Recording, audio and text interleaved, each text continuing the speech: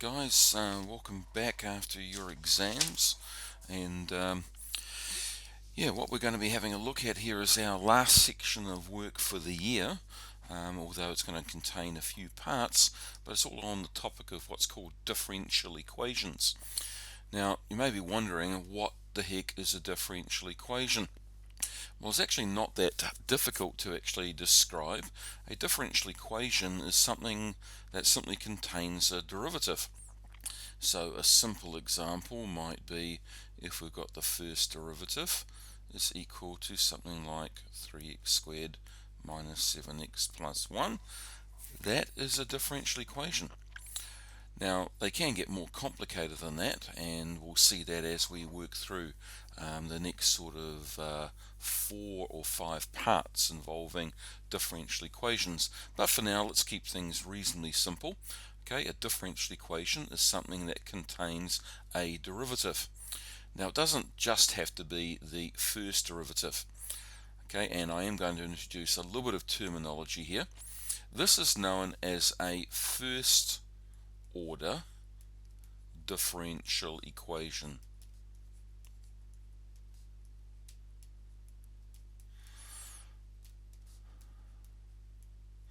Okay, because it contains the first derivative. So first and first matching up. Now we might have a differential equation looking, say, something like this.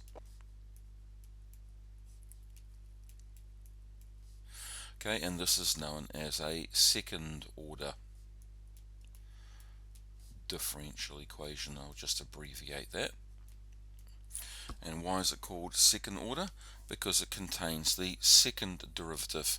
And so you can have third order and fourth order and so on. We'll mainly be dealing with first and second order differential equations in this course. Okay, now what you are typically asked to do with basic differential equations is to find what it's called the general solution. And I think the best way to look at this is to simply look at an example. And while that may sound horribly complicated, it is in fact pretty straightforward. And I'm going to take a look at a couple of examples. Let's say we had this differential equation here.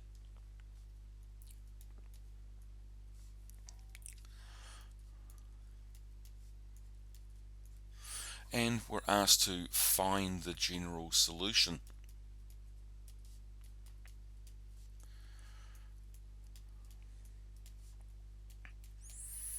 Now, as I said, that may sound pretty complicated, but what it simply means is that you're after what y is equal to.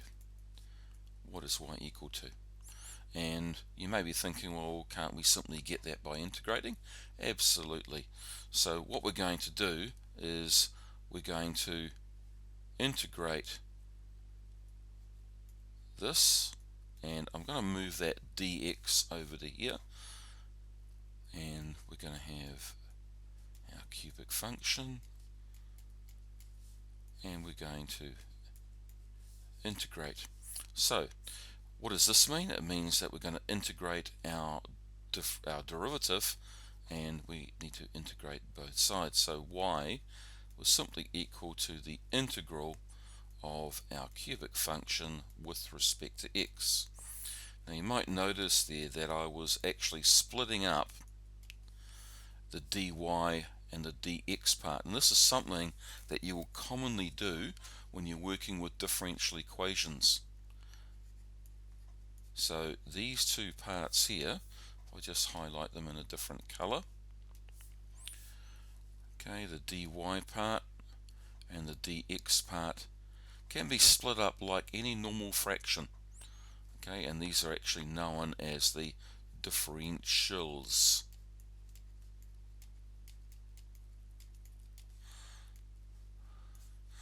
Okay, and as I've shown you here, you can split them up. So moving the dx over to this side, we want to get y on its own, so we're going to integrate both sides. So we get this statement here. Okay, now what comes next is just basic integration. Okay, so 7x to the power of 4 over 4 minus 5x squared over 2 plus x, and don't forget your constant, and that's what y is equal to, and this here is our general solution.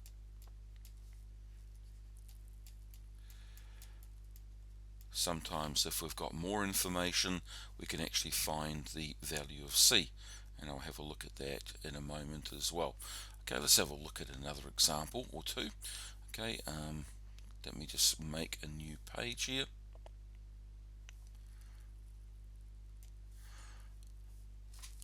Okay, so let's call this example 2. Let's revise a little bit about, say, something to do with, say, exponential functions, which I noticed in the exam a lot of you guys struggled with. So let's do another example here. Let's say we had something like 3e to the power of 6x, and let's do a sine function, and let's say we're asked to find the general solution again. So what I'm going to do is I'm going to split up the differentials.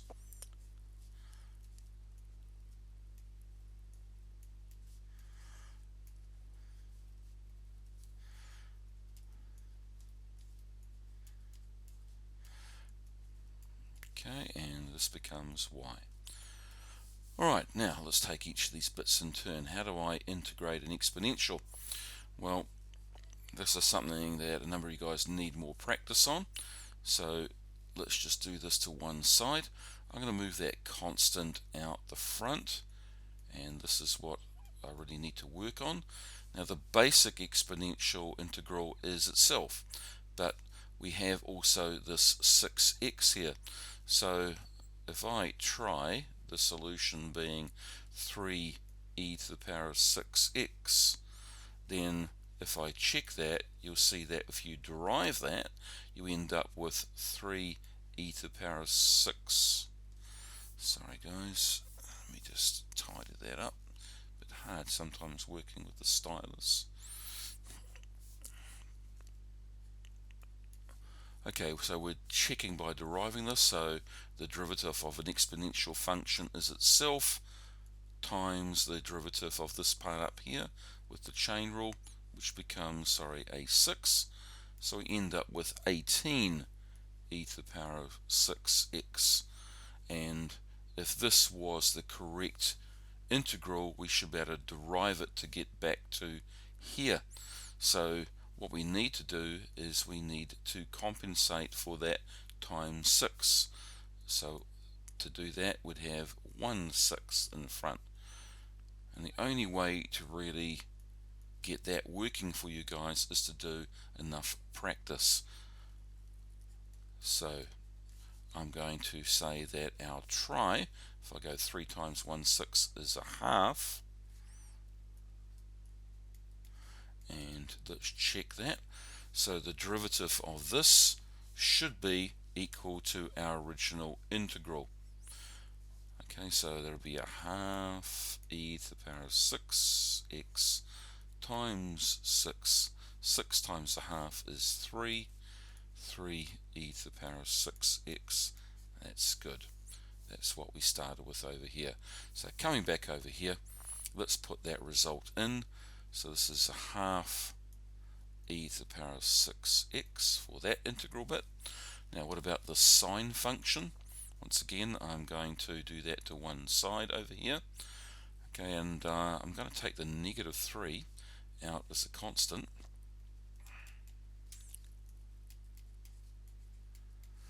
Okay, I'm going to try negative 3. The integral of a sine function is negative cosine. So negative cosine. And the other thing I know of is that, a bit like over here, we've got this sort of situation where if we don't take into account this 2, we're going to be out by a factor of 2. So I'm going to go negative cosine 2x times a half. And let's tidy that up. That's going to become negative positive 3 over 2 cos 2x, and let's check it. If I derive that, I should get back to here. Okay, so let's derive this. 3 over 2, the derivative of cosine is negative sine of this function 2x. Then with the chain rule, derive the inner function, which is a half. Okay, and let's see what we end up with.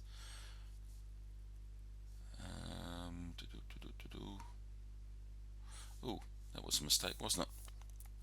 The derivative of 2x is not a half, it's 2. So times 2. And the 3 over 2 times 2 becomes just 3, and the negative, so we get negative 3 sine 2x. And that's good because that's what I started with off here. So this here, this thing here must be our correct integral.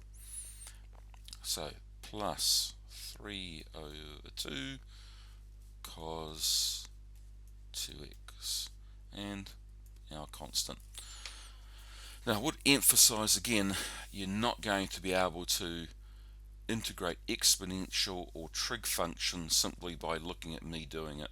You've got to do some practice, guys, a lot more practice than was evident in the end of year exam, which was pretty poorly done on some of these what should be basic methods. And they're basic if you practice them. If you don't practice them, they become difficult. So figure it out. Practice is the key. Alright, so here we go. That's another example. And let's take one now where we're asked to find a particular solution. Now, what does it mean by a particular solution? It means one where we are given some more information and it allows us to get that constant of integration. Now, I'll take one that is a little bit more difficult. I'm trying to find one which involves, say, a natural log integral. When we integrate, I mean it gives a natural log. So let's take this example here.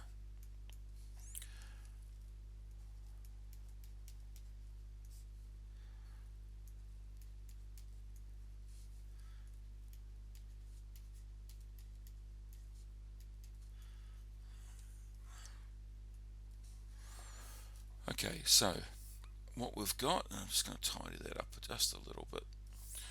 We've got the derivative, so we've got a differential equation, and it is the derivative is equal to 6x plus 2 over 3x minus 5, and we're given this extra piece of information. It says f2 equals negative 8. So what the heck does that mean? What it means is that when we substitute 2 into the function, now function involves x, so this is effectively saying x is equal to 2. And what does it mean to say it equals negative 8? It means that when you substitute 2 into the function, you get negative 8. So this is effectively saying that's the y value. Okay, so let's set about trying to solve this. Find the particular solution, meaning we're going to do the same kind of working as we've done in the other two examples, but we're going to use this extra information to find our constant. Okay, so let's set it out as we did before with the others.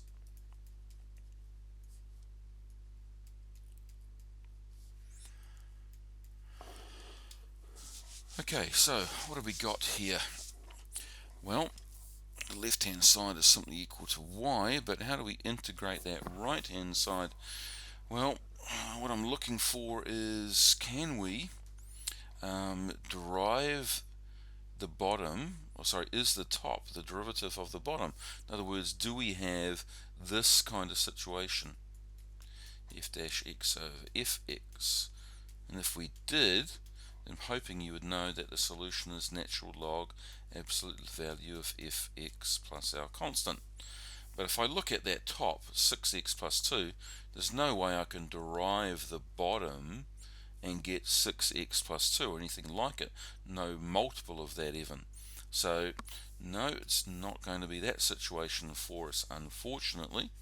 So what else do we do?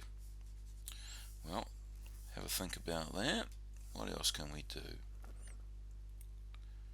Well, one thing I'm thinking of is maybe we can divide the bottom into the top. Okay, and that will give us an easier function to integrate. Now I might need to move this over to another page in a minute, but let me do some of the working here. Let's put the 6x plus 2 and the 3x minus 5, and let's divide this into this. So 3x into 6x, well that goes twice, and let's multiply that out. That's going to give 6x minus 10, and we subtract. 6x, take away itself 0, 2 minus negative 10. Well, that's 12.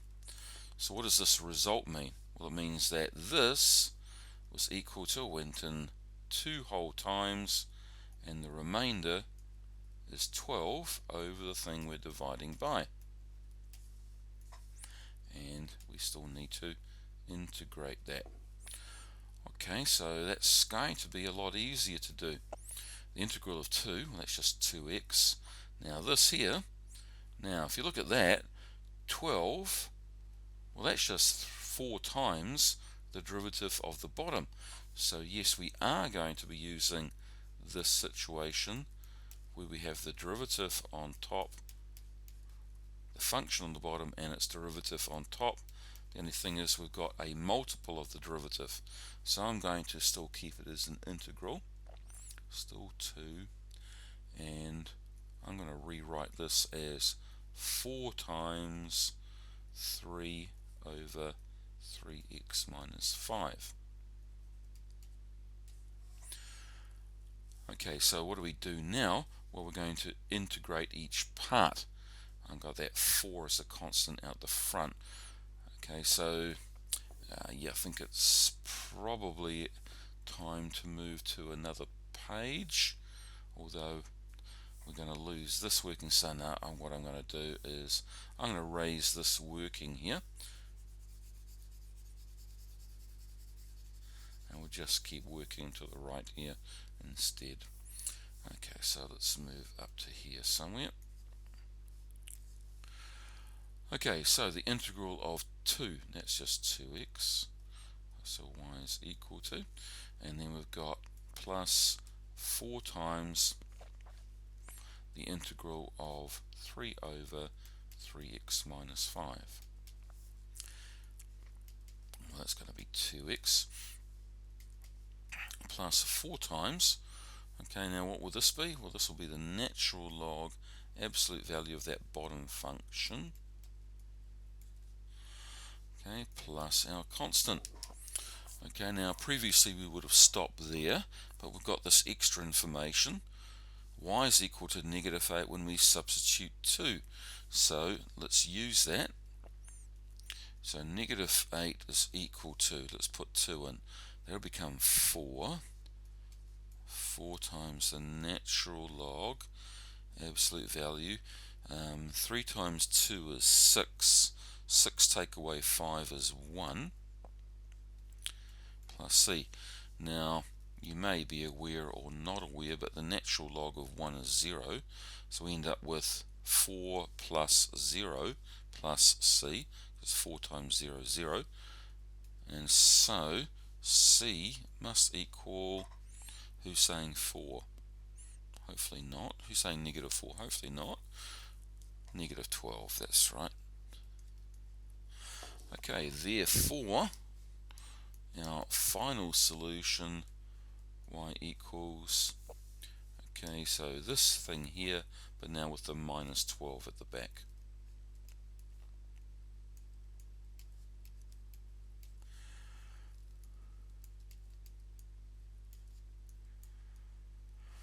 Okay, alright guys, that'll do for examples, and yeah, what I will be doing tonight or before this evening, I'll put this up onto Edpuzzle and put in just a couple of questions which I'll ask you to have a go at. One will be where you're just finding a solution like this, the general solution. Another one where I'm going to ask you to find the general solution but then find the constant, so making it a particular solution. Okay guys, so good luck with that, and we'll catch you in class probably on Wednesday.